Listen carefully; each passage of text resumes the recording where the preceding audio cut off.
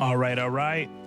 Ladies and gentlemen, welcome to the Wax and Whiskey podcast. I am fully clocked out of Altamont Family Hearing. We're going to talk about entrepreneurship, hearing healthcare in general, crazy patient stories. And if you're into that and you're clocked out, grab a drink. Let's dive in. I hope you guys enjoy the show. Hey guys, what's going on? This is JC, and welcome back to another episode of Wax and Whiskey. And today I have a conversation that I'm going to have that might get a little bit uncomfortable throughout, especially if the one hearing this is not an entrepreneur, if you're not an employee, and if you're considering being an entrepreneur. This is a conversation you need to hear.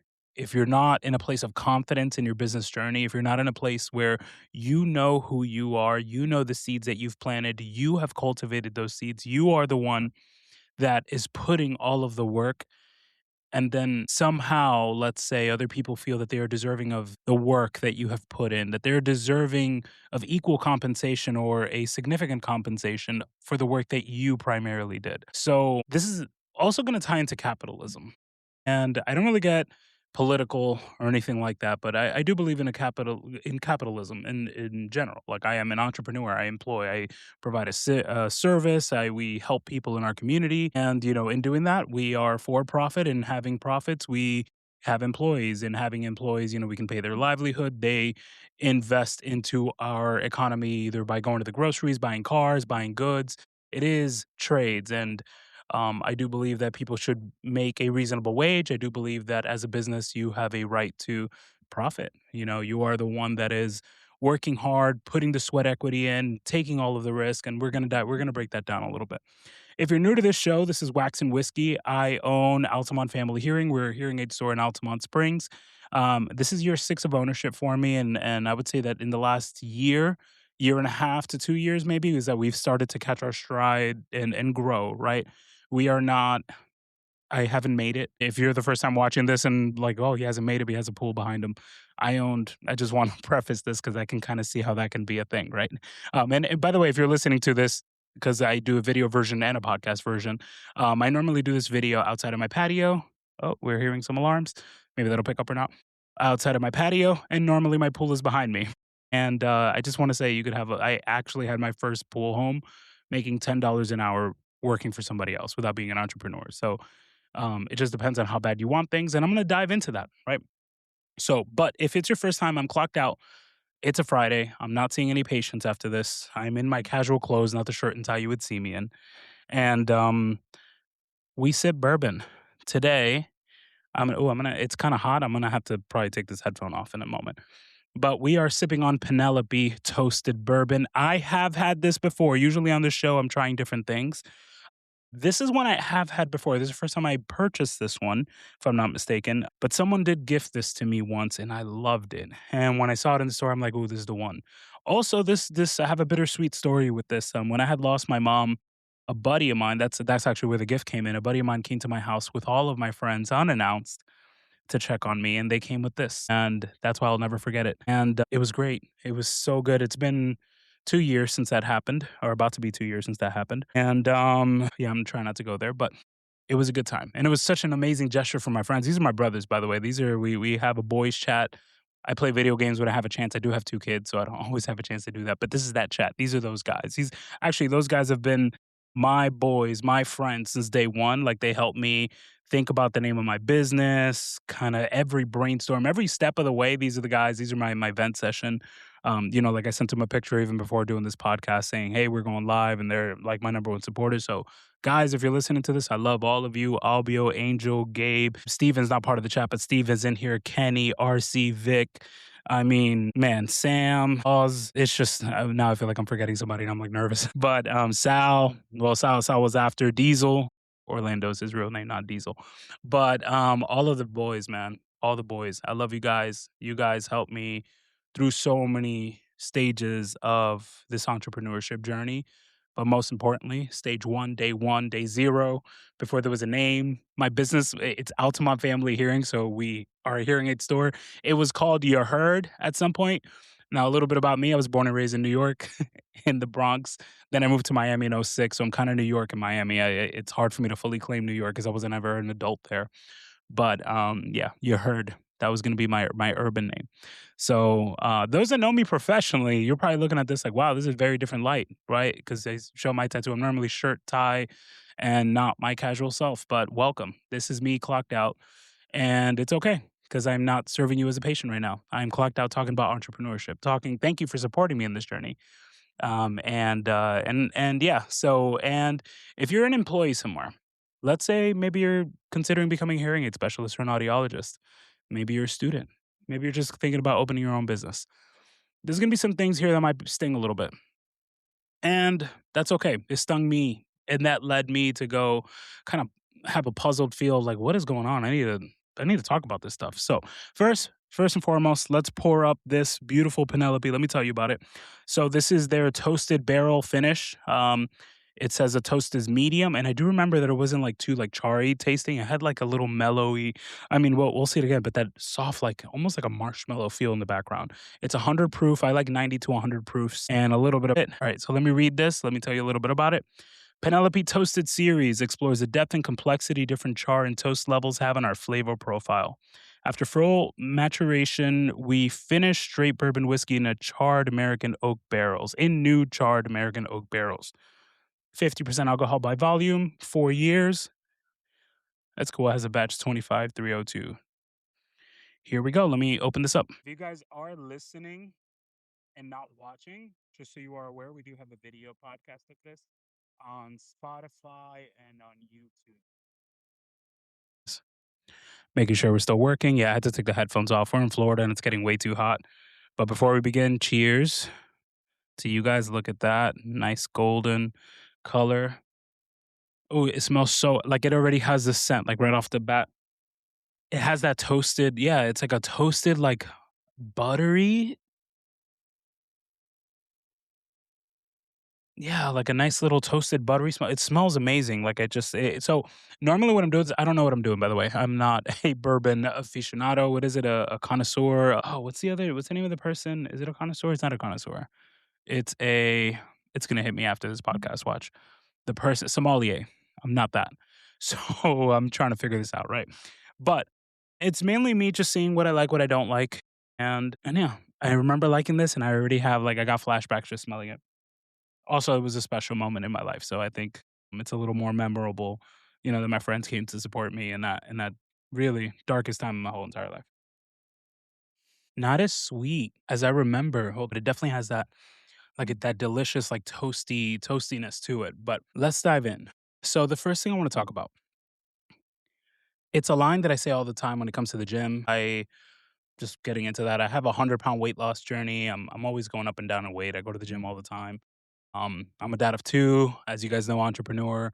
It's been harder recently, but just I mean, it's excuses. Honestly, like I'm not even gonna say anything about it. I go to the gym 3, 4 days. I'm just not working as hard and eating as clean. But a line that I always say with the gym, a line that I say in everything, and it is the first time I think I'm applying it here in business. I actually no, not I think this is the first time I ever say anything like this because I don't like being. I'm braggadocious when it comes to like the things that I talk about online, as far as offering best practices, being the best in my area. I say it with confidence, and I mean it. It's not an act. I tell anyone that you can come to me, you can go to three of my competitors, four if you want, and what we're going to offer is going to be greater because we're going to take longer, we're going to service you more, we're going to take the time, we're going to make sure your hearing aids are always serviced. We have all of the manufacturers to service. We follow best practices, meaning real ear measurement, electroacoustic analysis, a complete hearing evaluation. I'm getting nerdy for those that have nothing to do with hearing aids, and I'm gonna pull back.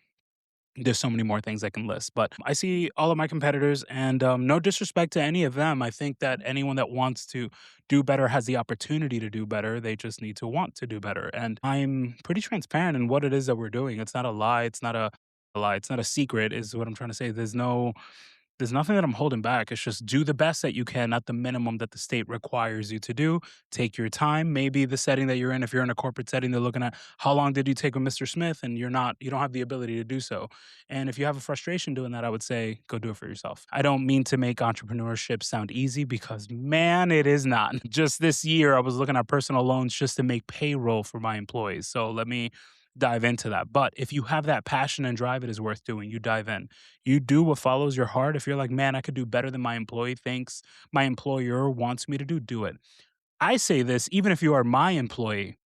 watching this and you feel, and this might be a little contradicting, right? If you feel like I could do this so much better if I did it on my own, if you do it and you have the resources and the means and the mental health to do it, then do it. And the reason I say that is it's not easy. It is not easy, but it is always worth it.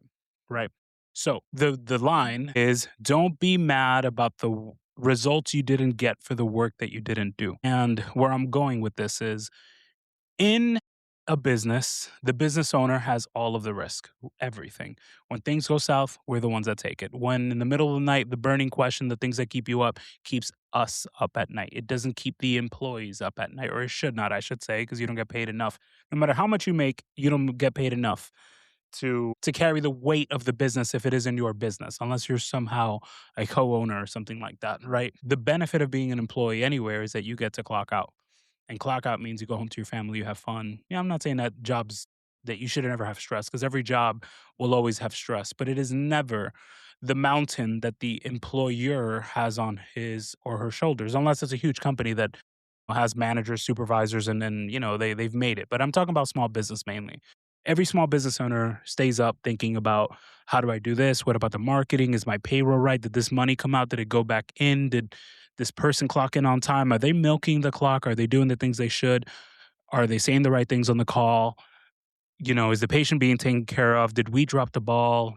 Should we take this level of disrespect from a patient? When do you say no? Structure. I could do this all day. I mean, I could do this all day. The amount of things that go through my mind are something that no employee ever thinks about. My wife doesn't think about it. She thinks she works with me. I'd say even some of my competitors that are entrepreneurs, and I say this respectfully, I don't think that they all are as invested as I am. And the only reason I say that is because I see the level of effort that I have and they don't put that out, or at least it's not public, I should say, when it comes to marketing, doing videos, doing podcasts, doing this, doing that. Like this is a hobby to a degree, but it's also part of my job to a degree. And the reason that I do this is one, because I actually do love giving content, doing resources. And recently, I keep getting messages and stuff from providers or people that want to open their business. And fuels me so much. Like I love doing this, but I cannot tell you this is my hobby. This is my what I love to do on my time off. There's other things that we do, right? But we do it. Why? Because those things lead to being front of mind, having content, being upfront, and your employees aren't doing that. My competitors aren't necessarily doing that. And if no, they're not. They're not. I was going to say if they are, they're not doing it well enough to where it shows up, but they're really not because it doesn't hit my radars. But I'm not saying that they don't care about their business or anything like that. Please do not misunderstand what I'm trying to say. What I'm trying to say is I am all in on my business, and being a business owner means you are all in on your business. So someone, even if they're in within your business, cannot, should not. It is inappropriate for them to think that they should get a slice of the pie because they are contributing quite a bit into the business outside of their wages, outside of bonus structures and things like that, that they should get a bigger slice of the pie because the business is now doing well. And what I want to say here is in a business, there are your job, if you're an employee, is a contribution. You're being paid for that contribution, your time for the hours, you're getting paid for that. You have a role and you're doing that role. And if you're doing that role well, you get promotions. If you're doing that role well, you get pay increases. But you are just doing the role that is assigned to you and other things. Like I'm not saying that there's other tasks that you can do. There's other things that you might do, maybe outside of your role. Maybe you weren't really paid to wipe down I don't know, the desk, right? But there's also like common courtesy, and there's also like, well, this is where I live and I spend most of my time, so I wipe it anyways. But then to go, I should get paid to have wiped down that countertop. It's like, well, I don't know. There just comes a point that it's like I didn't force you to do that, or or any other task. Like there comes a point that if I'm paying you by the hour and there's downtime and you're helping, like yes there's recognition, yes there's bonuses and all these other things, and you're helping in certain areas, like yeah you should be recognized for those things, and those are the things that are reviewed whenever annual reviews come in, right?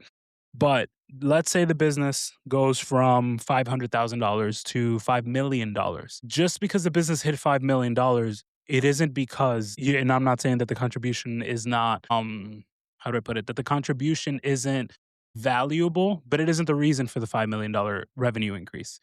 It isn't. There's so much more to that story. Like even in this hypothetical that I'm talking about, right?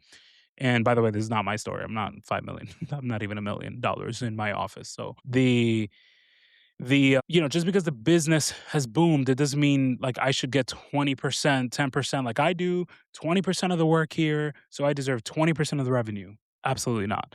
Because you're not the one that did all the work to get whatever the revenue that the business has. This story comes is the reason I'm sharing this, it kind of comes from two different things.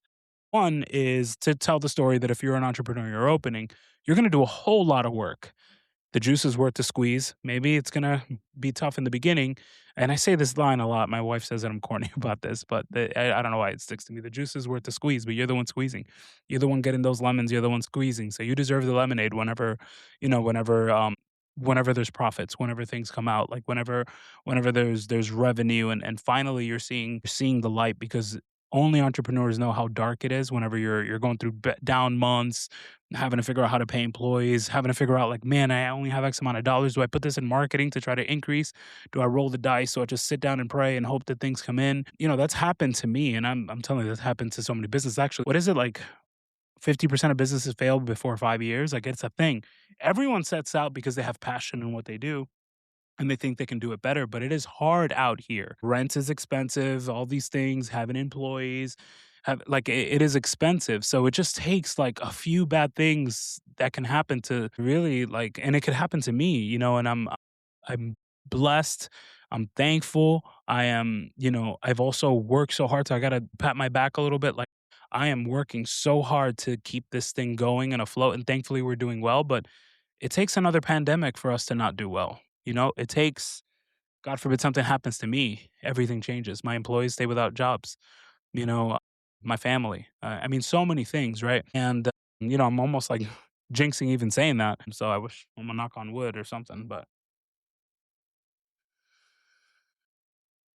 we're the ones taking all this risk and doing all that. And we don't have, you should have a safety net as a person, as a business, as whatever, right? But like all those things can happen, right? And we're the ones that carry the weight of that shoulder, the weight of the world on our shoulders. We're the atlas in this one. And so the reason that this story comes to mind is two things. One, I saw this video. There's a guy, I'm a tech guy. I'm into PC. I've built, I don't know, like six PCs, seven PCs at this point. I have kids, so I don't really get to play anymore, but I follow tech, TVs, laptops, things. It's not just hearing, it's like I'm into all sorts of tech. Like that is something that I absolutely love. And there's a company named Linus Tech Tips, and he's been around for a long time. And recently, some of the people that are in his videos have left. They're no longer there. One of them, they've kind of all like made their own channels. They're popular on YouTube. They monetize on YouTube. And this is maybe sort of like a celebrity figure situation. They are part of the talent that generates the revenue online.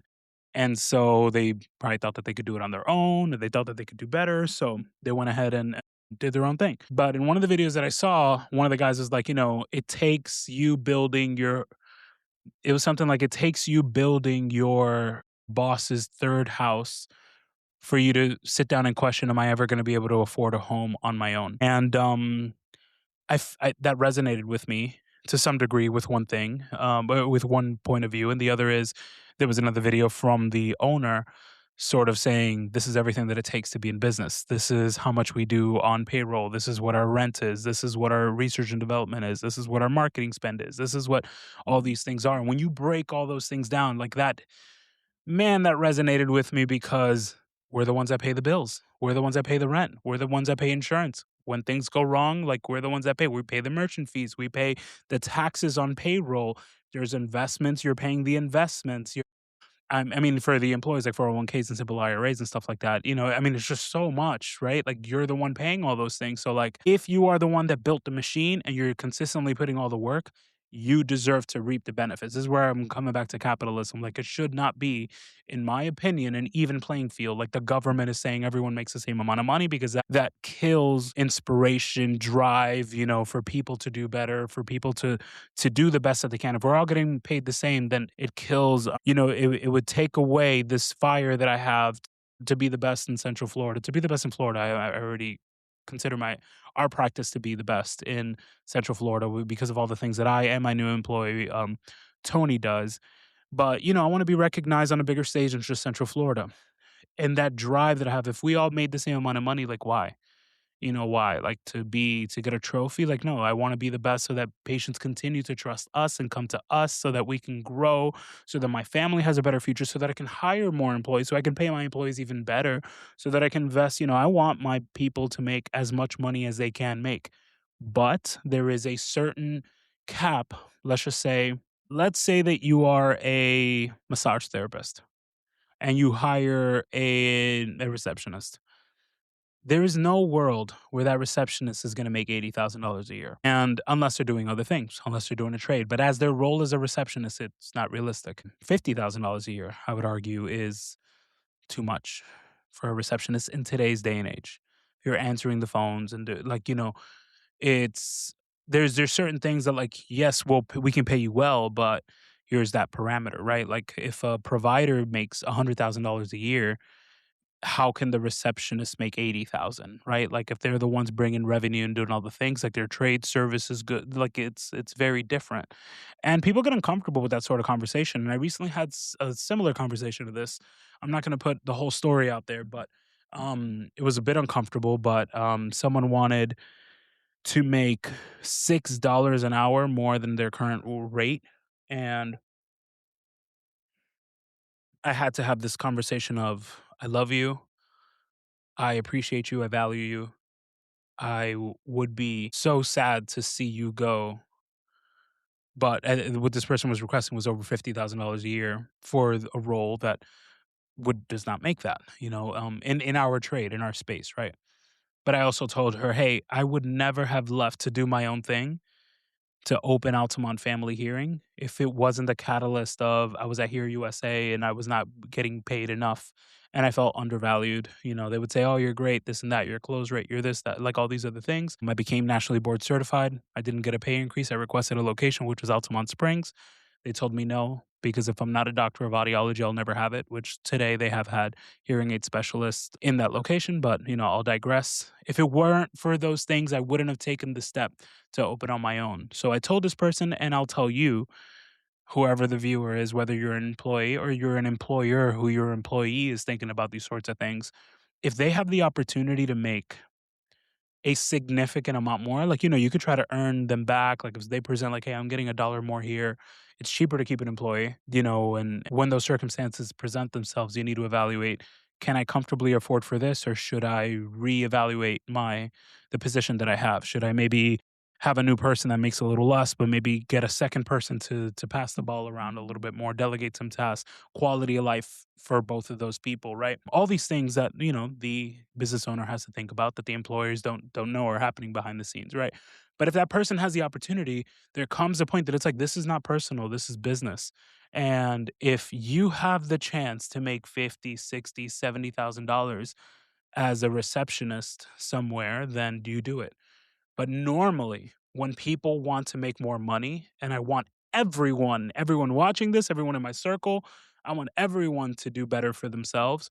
You have to have a trade. You have to do a thing. There has to be a level that comes up of like what you are inputting in order to to have more compensation, because being an all-star employee doing everything perfectly will generate more revenue. Like there's going to be considerations for promotions in other places. Is going to be that person becomes a manager, that person becomes a area manager, supervisor. A normal, especially if it's like a corporate sort of setting, like those people are going to have more opportunities to make more money. Like those people get recognized. So I definitely don't want to knock on like do the best that you can no matter what your trade is. But let's say in a small business like ours where those positions don't exist, right? It is okay to say, I want you to do the best. And the day that you get offered 50, $60,000 to do the same role, like it will not be a personal issue that we're gonna have. It won't. It's business. It's, I want you to make more money. If you have to do what's best for your family. But I'm gonna bring this all back to say, you know, parts of this was like the same thing as that Linus Tech Tips sort of comment of like, well, the boss is doing better and doing all these things. Like I deserve to make that much money as well. And, I just have to say my position on that is no, because you are never working as hard as the boss. You are never considering as much as the boss. And the boss is irreplaceable. And man, I mean this in the nicest way. An employee, even the most value, like, I have to walk on eggshells when I'm saying this because there's people that I wouldn't want to lose anyone in my company right now, and I mean that, I say that, but at the same time, I was replaced, and I thought I was the best.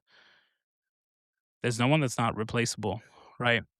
But if the owner goes down and he's the one that's overseeing everything in operations, and there isn't a good system in place, and then the ship sinks, right? So it's okay. So if you are a business owner and you're presented with this sort of thing, pay your people as much as you can.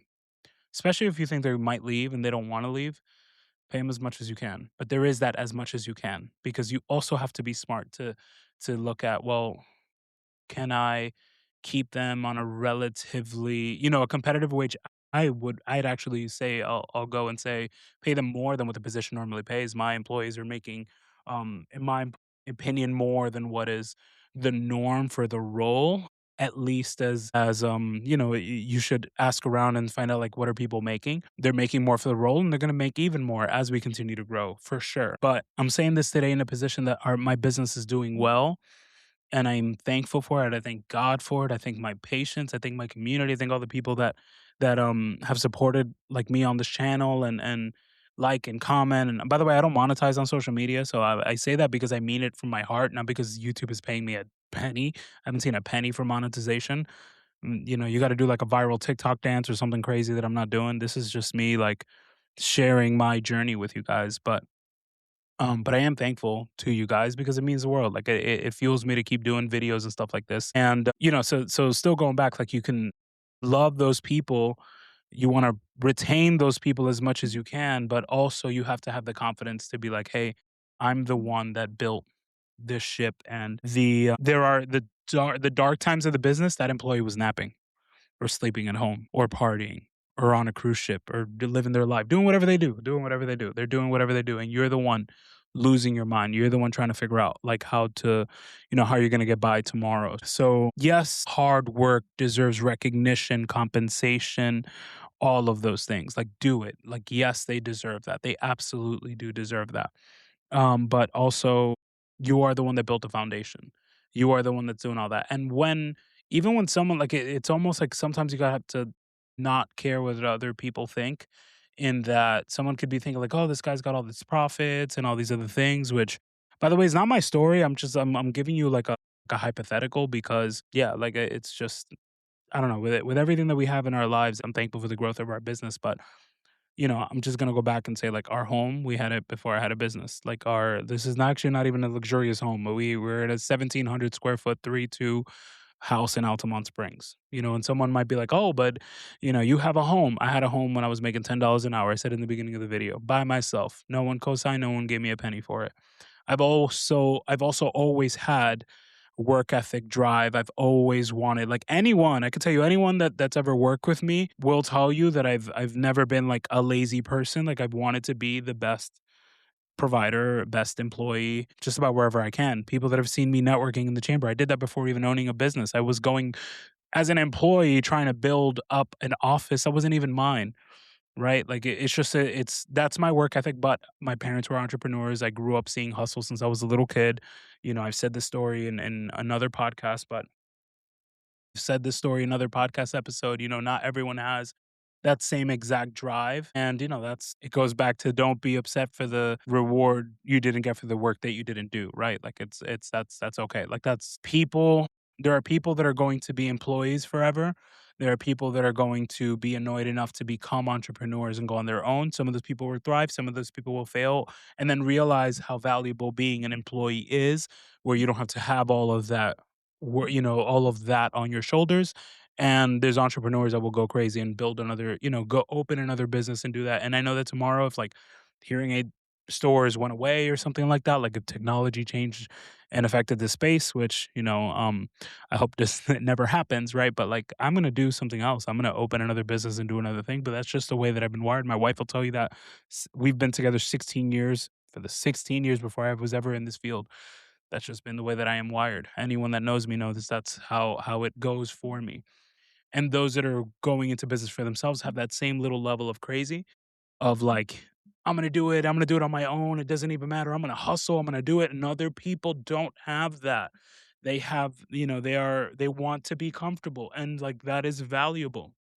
Those are the employees you want, to give them a good foundation for them to do their job, get raises, get increases, get bonuses. They get home, they have a feeling of fulfillment, and they get home and they don't have to carry all that with them. But yeah, but just because the business did well, tomorrow I make a million and I make 50 million and 100 million.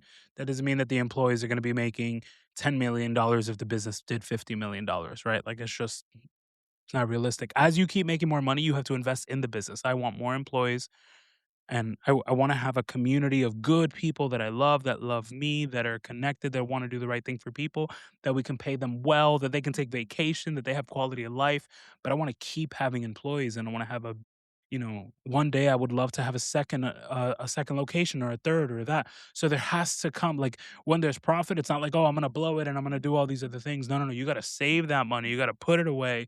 Try to put it away, and because tomorrow, whenever you're looking at that building you want to buy, you buy it. The employees are never gonna be like, they're not gonna be there. They're not gonna give you the money to buy like, no matter how good the employee is, she's not gonna co-sign on the building that you're buying for your business, because it's your business. She is your employee. You could love her. She could be amazing. You could love him. He could be amazing, but he is your employee, not your. He's not your co-owner, right? They're not a shareholder. That's kind of the idea. Actually, why didn't I say that in the beginning? They're not a shareholder of the business. They don't get a percentage of how the business is doing if they didn't invest. And investing doesn't mean the time, especially when you're paying them for this time. They could do a good job in the time that you're paying them, but that is just them doing exceptional, which is recognizable again. But in the time that you're paying them. It is not like they came in and said, I have $30,000 to invest and I'm going to work day and night and I'm going to do this and I'm going to rewrite our books. They're not coming in as an owner. They're coming in as an employee. Now, I would even say that even if an employee wants to become an owner, wants to be a co-owner, wants to buy a part, wants to, do those things. I'm a small scale. That's not something that's in the books for me. I don't want to have more than two or three locations. But, I'm sure that big outfits have several shareholders and several people that are investing in multiple owners, and you end up buying one out and doing that. And then whenever profits come in, they're looking at distributions amongst all, and all these other things. But that's not a small business. That's not an Altamont family hearing. So yeah. So I know this is a little bit uncomfortable, especially when we get into money. But if you're ever in this situation where you feel like an employee deserves more because they are the reason, especially if the tonality is like we're the reason for the growth. No, you nip that in the bud like as soon as you see it, as soon as you hear it, because they were not with you when you were writing this business plan. They were not with you looking at loans, personal loans, just to make payroll. They were not the ones that put all of the equipment on the credit cards for you to get started without having a loan. They're not the ones that are putting the sweat equity day, night, extended hours on the weekend. No. So they do not deserve that. Unapologetically, I say that. They do not deserve a shareholder percentage of your business because they're not a shareholder, they're an employee. Pay them as much as you can and as much as is reasonable, especially if you love them and you want them nearby. So yeah, I'm gonna sign out on this. Love you guys. Thank you so much for all of the support for the bald hearing guy, Wax and Whiskey. I'm gonna sign out. Get to editing some of these videos so it doesn't take 3 months to post them online. It's just hard. I have a family, I have kids, and I have a business and a growing business with amazing employees that I wish that will stay with me forever. And I mean that. But yeah, let's get back to the grind. Take care, guys. Peace. And if you're into bourbon, definitely pick up this Penelope Toasted. I didn't have as much of this on this podcast. I was really hooked on this conversation. Man, but that is very good. I strongly recommend it. It was like $40 too. Everything I buy, by the way, is like $40, $50. It's not nothing's like way too expensive. Nothing's out of the blue. And like yeah, I think I haven't even spent $100 on a bottle, but one day I will. But I don't know, like 30 to 40, 50 is the range that I'm kind of staying with it because there's so many to select from. I do need to go to Kentucky. If anybody, this is kind of the outro, I guess. But if anybody here has recommendations for where to go in Kentucky to try more things, to learn more, maybe I need to do like a bourbon tasting. Actually, I would love to have someone who does know bourbon who can explain things better. Maybe someone who is a connoisseur, maybe not a sommelier, but of of bourbon that can kind of help me on this journey because I'm really enjoying it. I love what I'm tasting.